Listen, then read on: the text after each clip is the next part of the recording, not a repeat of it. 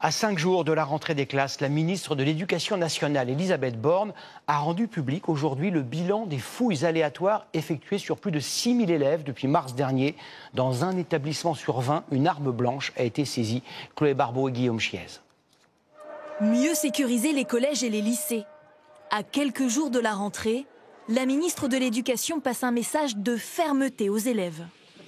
Désormais, tout élève qui introduit une arme dans un établissement sera traduit systématiquement devant un conseil de discipline. Dans le même temps, un signalement sera transmis au procureur. En clair, tous les élèves porteurs d'une arme risqueront l'exclusion définitive.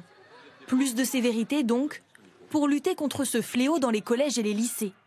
Entre mars et juin, sur les 6 257 contrôles aléatoires, 364 armes blanches ont été saisies. Des couteaux pour la moitié. C'est en moyenne une arme trouvée tous les 20 établissements contrôlés. Au printemps, nous avions interrogé des élèves dans les Bouches-du-Rhône. Ils nous assuraient que les armes faisaient partie de leur quotidien. C'est plus un effet de mode, c'est pas vraiment pour se battre.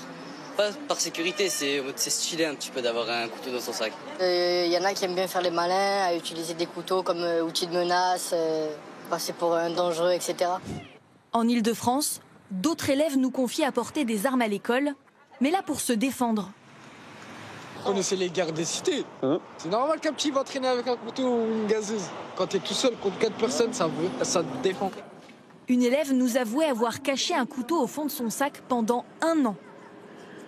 Ça vous rassurait? En soi, oui. Vous l'avez déjà utilisé? Non. Et vous vous rendiez compte de la dangerosité d'avoir un couteau au fond de son sac? Oui. Je le savais parce que j'en parlais souvent avec ma famille. Vos parents, ils le savaient? Mon père savait très bien que j'en avais un parce que c'était lui qui me l'avait offert. Après les drames récents, comme à Nantes en avril dernier, où un adolescent de 16 ans a tué une lycéenne à coups de couteau, le gouvernement a multiplié les fouilles de sacs à l'entrée des établissements. Des contrôles qui se poursuivront cette année. La ministre veut aussi responsabiliser les parents. Ils devront suivre un protocole d'accompagnement si leur enfant apporte une arme à l'école.